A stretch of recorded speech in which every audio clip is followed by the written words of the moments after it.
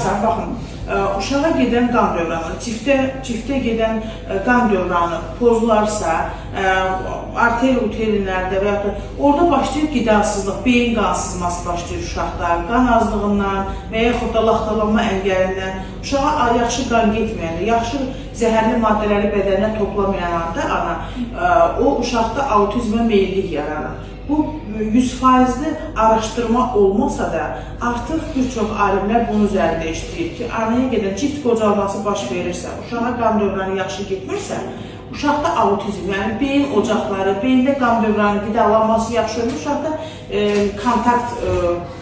kontakta girmək, gec danışmaq, gec dərsini yaxşı oxumaq, bunlar başlayır, hələ ən yaxşı halda. Ona görə mən yazdığım müalicəni sən eləməmsən. Mən də sənin gördüklərimi, sənin böreklərində bakteri vardı, sənin leykosit yüksəkliyin vardı, sənin laxtalanman vardı.